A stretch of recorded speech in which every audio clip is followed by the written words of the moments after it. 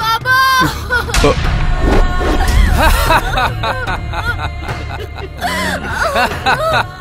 ভাগ আপু, ভাগ।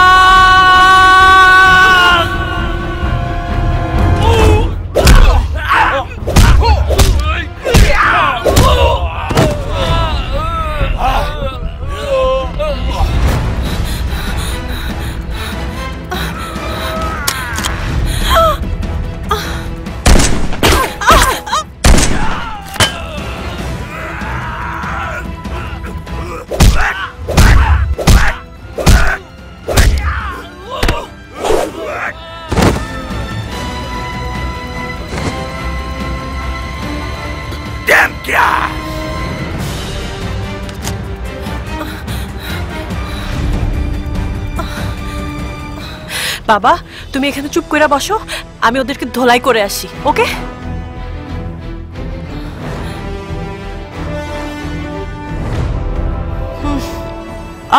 আমি ইন্সপেক্টর ডিডি কে।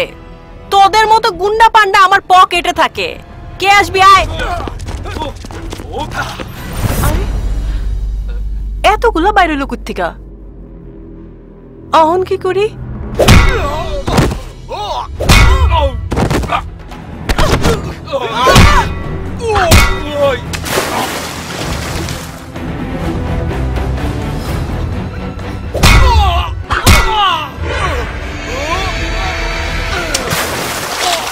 আম্মু তো হেভি ফাইট পারে।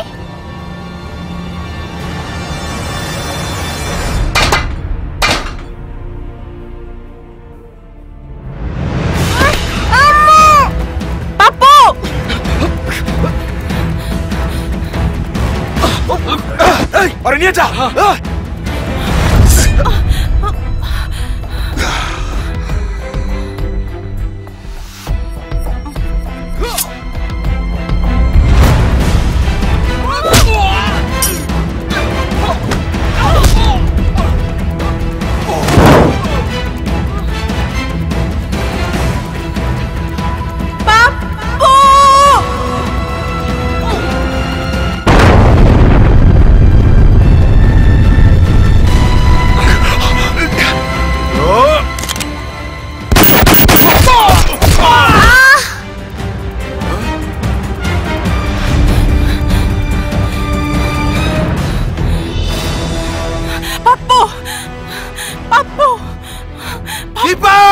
বাপুরে নিয়ে ভাগ, ভাগ দীপা ভাগ।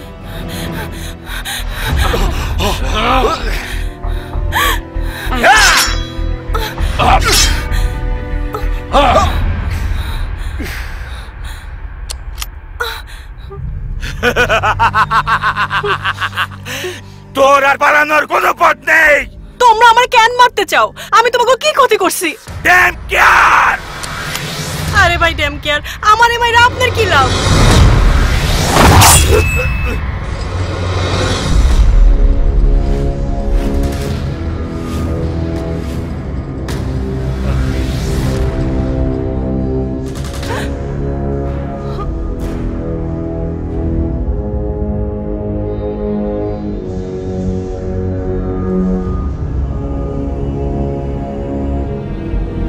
অবাক হবার কিছু নেই। দাঁড়া, চলো আমার সাথে। যা কিছু হয়ে যাক না কেন, পাপ্পুকে নিয়ে এখান থেকে নড়বে না। প্রমিস? প্রমিস করতেছি।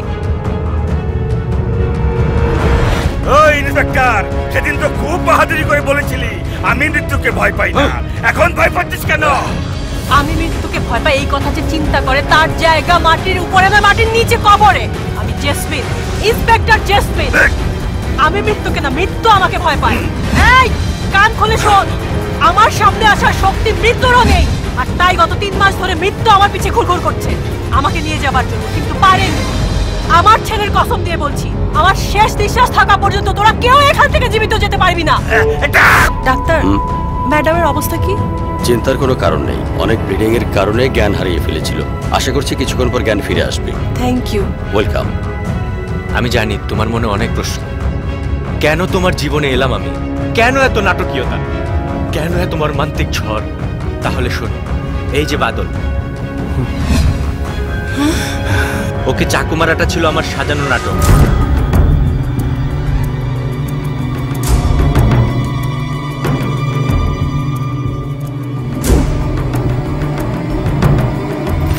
তোমার মানুষের প্রতি কেমন সহানুভূতি তারই একটা পরীক্ষা মাত্র।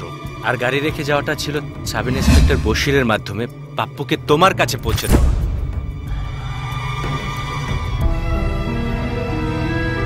আর এই সবকিছুই দুজনের চেহারা মিলের জন্য। পাপ্পুর সাথে তোমার কোনো রক্তের সম্পর্ক নেই। জেসমিন রাজিয়া একজন পুলিশ অফিসার,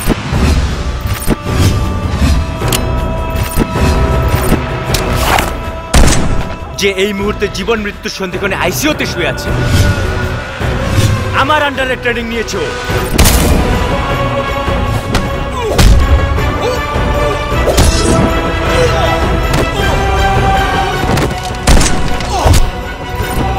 ইন্সপেক্টর জেসমিন একাই 100 পুলিশের সমান।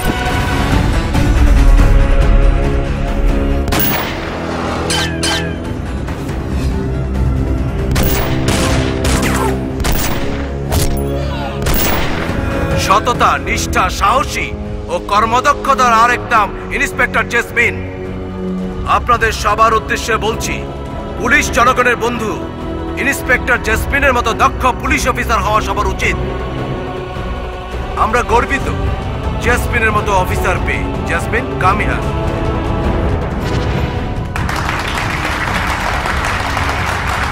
একজন পুলিশ অফিসার হিসেবে আমাদের অনেক রেসপন্সিবিলিটি আছে। আমরা দিনরাত না ঘুমিয়ে জনগণের সেবায় আছি এবং থাকব। তার জন্য দেশের প্রতি ভালোবাসা থাকাটা জরুরি।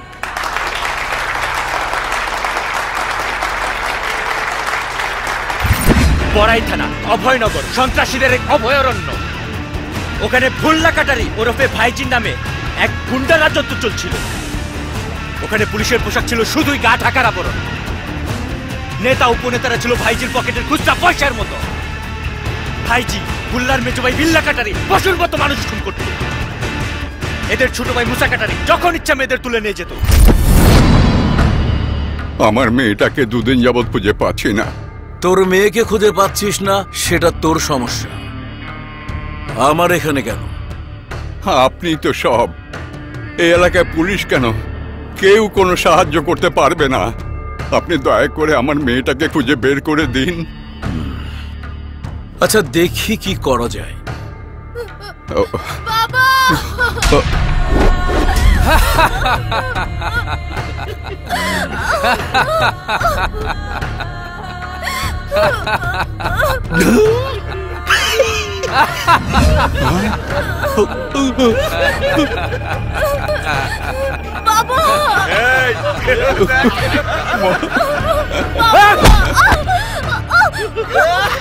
বাবা!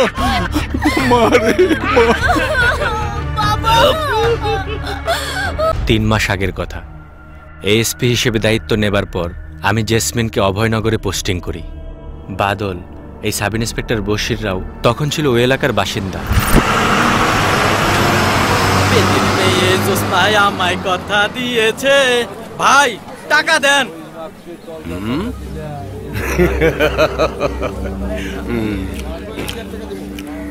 আমাগো ভয়ে মানুষ 5 টাকার মাল 10 টাকা দিয়ে খায়, আর তুই আমার কাছে টাকা চাইলি? হ্যাঁ,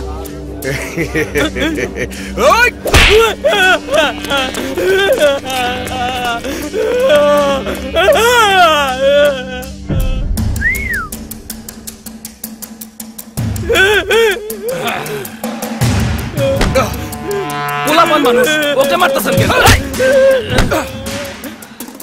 ওই ল্যাংরা, তুই যারে বাঁচাতে আইলি, তোরে বাঁচাইবো কেঠা? কি আছে বের কর। চলো চলো। মুঘল গেছে, ইংরেজ গেছে, পাকিস্তানও গেছে, একদিন আরো যাইব। চিন্তা করিস না, আল্লাহ আল্লাহ কাউরে না কাউরে একদিন ঠিকই পাঠাইবো।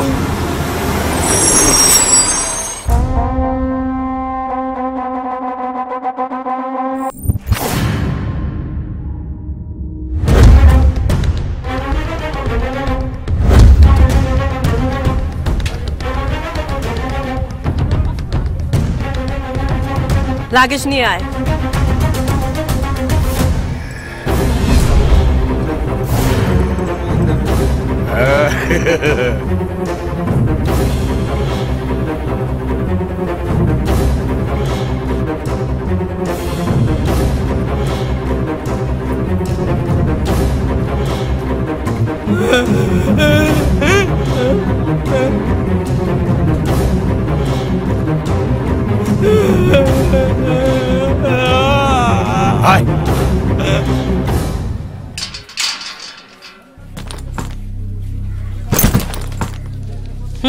এই নাও।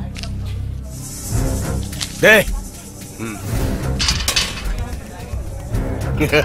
অভয়নগর, কুলি ভাড়া 100, গাড়ি ভাড়া 1000। কাছেই তো। এই ভাই সাহেবের থানায় কোনো মুলামুলি নাই, যা রেট তাই। রাখবে না, হেঁটে যাব। হাইটা যান বা উড়িয়া যান, গাড়ির কাছে আইছেন, টাকাটা দিয়ে যান।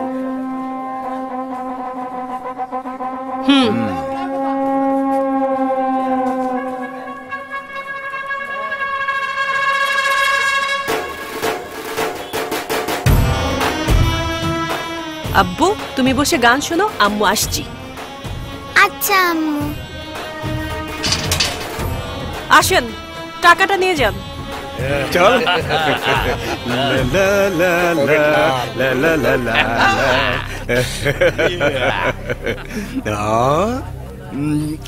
টাকা কই? দিচ্ছি। 1 2 3 4।